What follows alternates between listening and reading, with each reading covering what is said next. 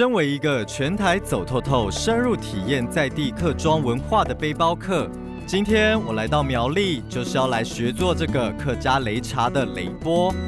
首先遇到已经传承到第3代窑厂的老板，我阿公是最早是在福州，所以他过来台湾是在我们这个苗栗的公馆，就是聘请过来在做陶。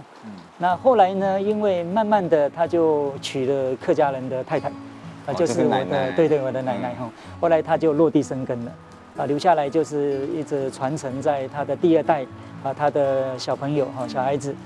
那再传到我们这一代来，这样。哦，所以台沟的客家话讲得这么好，其实从奶奶那边就是传下来的。对，我们可能就是在客家庄整个同化，这等于就我们就是客家人。既然是家承3代的陶艺老板，就请他教我做客家人常用的擂钵吧。试试看，要开始了。对，你要控制它的土。拉坯的它的条件就是说，你要怎么去控制它的土，整个手要怎么控制。对。哇，好滑哦！就给它控制，不要给它转来转去，你要想办法控制这个土。那我们在拉坯的时候，原则上就是要中心点要抓准，抓得。对，抓准。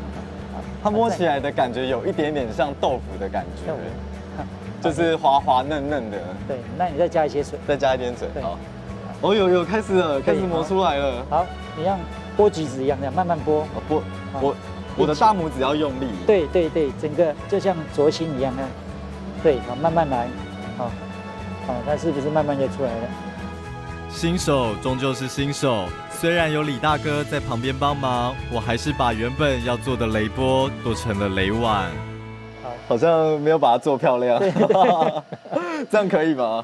好，这样原则上，这是有原创的感觉。对，你看我们要这样这可能你拉塌掉了，这可能不行了。这个不行对。好，那我们马上我知道了，马上补救它。比方说我们因为这样就变成一个擂钵了。